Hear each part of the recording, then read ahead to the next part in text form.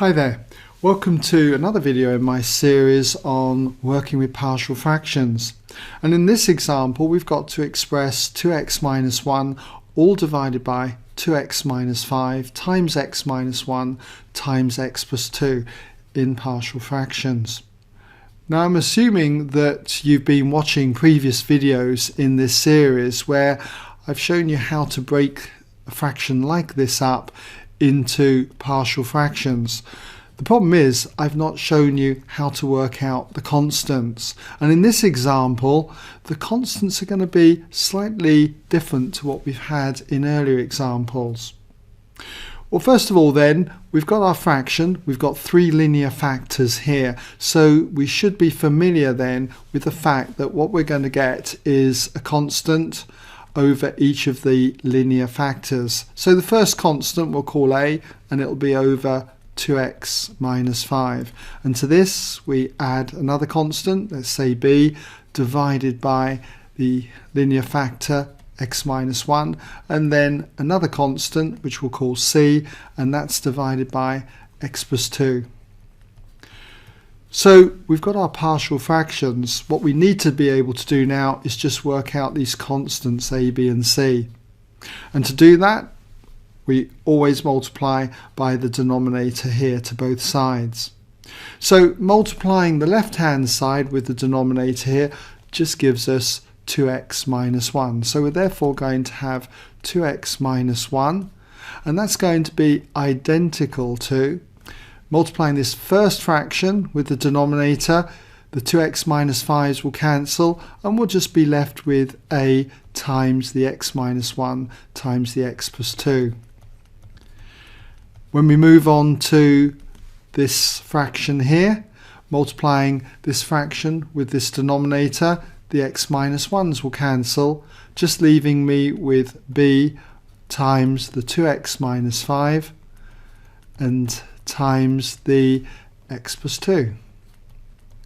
And when it comes to the last fraction here, when we multiply that with the denominator, the x plus 2 cancels, so we're just left with plus c times 2x minus 5 times x minus 1. Now what we need to do is try and make these brackets, these factors if you like, equal to 0 by choosing appropriate values of x. Well, we can make this bracket 0 by choosing x to be 1.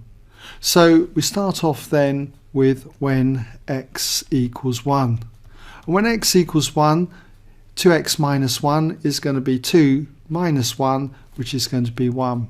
So we've therefore got 1 equals, notice it's an equals now because we're dealing with an equation as opposed to an identity.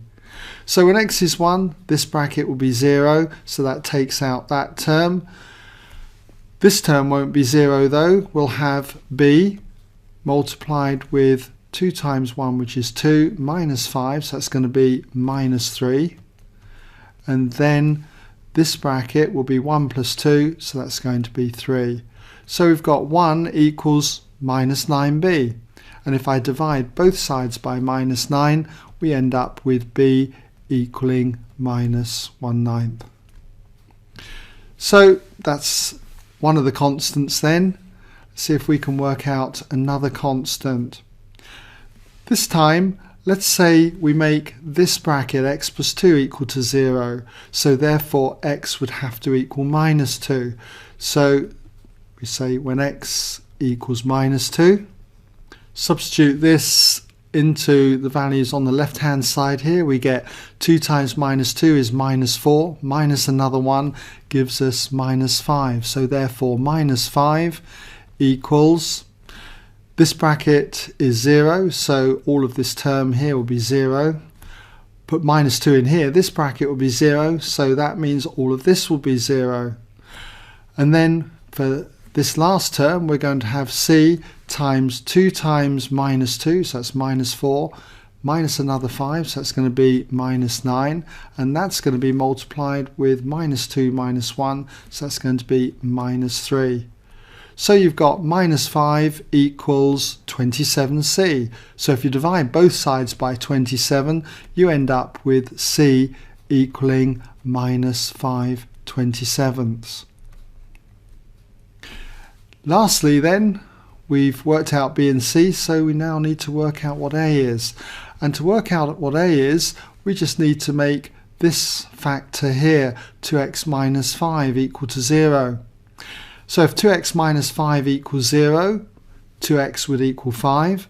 Divide then by 2 and you end up with x equaling 5/2, or 2.5. So we'll say when x equals 5/2, it's easier to work with 5/2 than 2.5. So therefore, substituting 5/2 into here, 2 times 5/2 is 5. 5 minus 1 is going to give us 4. So therefore we've got 4 equals. And we're going to have a multiplied with 5/2, 2.5 minus 1 in other words. That's going to be 1.5 or 3/2. And that's being multiplied with 5/2, 2.5 plus another 2. So it's going to be 4.5 or 9/2. So what we've got here then is 4 equals 27a/4. So if I multiply by 4, we're therefore going to have 16 equals 27a. And so therefore, if I divide both sides by 27, you can see that a must be equal to 16/27, 16/27. So we just need to summarize now. So therefore, what we've got here, we'll just copy this fraction down. We've got 2x minus 1 then, and this is all divided by the linear factors, 2x minus 5 multiplied with x minus 1 multiplied with x plus 2. Now what we've got is a is a positive value, so I'm going to start with that one. We've got 16/27 here, a horrible fraction. Okay, so what we'll do is we'll just put it in as 16/27, and all of this is divided by 2x minus 5. Doesn't look very nice, does it? Well, we'll have a look at simplifying this in a moment. Now for the next term, I can see that b is a negative value, so we'll just put minus here, and it's 1/9, so we're going to have 1/9 then, all divided by x minus 1. Again, not a nice fraction. For c is a negative value, so we're going to have negative there, and it'll be 5/27, 5/27, and all of this will be over x plus 2.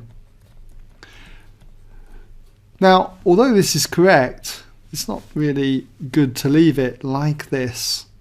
So what we do in cases like this one, for instance, is we remove the 27 by multiplying top and bottom of the fraction by 27.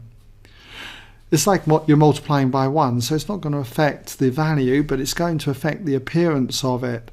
So if you multiply the top here, 16/27 by 27, you're just going to be left with 16. But if we multiply the bottom by 27, then you just get 27 multiplied with the 2x minus 5. And that looks a lot better than this. Similarly, for this fraction here, we're going to multiply top and bottom by the 9. So we'll end up with 1 in the top, and then this will be divided by 9 times x minus 1. And for the last fraction, multiply top and bottom by the 27, and that's going to give me minus 5, all divided by 27 times x plus 2. And that's the way that we would leave it. Now with practice, you most probably will want to avoid this step here. When you get constants like these, you should find yourself going straight to this line. Anyway, I hope that's given you some idea then how we can go about handling fractions that have got 3 linear factors in the denominator. It's not really much different to what we did earlier when we handled just 2 linear factors. But the point that I wanted to make in this video was how we handle constants which are fractions in themselves. Okay, so hope that's been clear, and in the next video that follows, I've given you a question that you might like to try, very similar to this kind of one.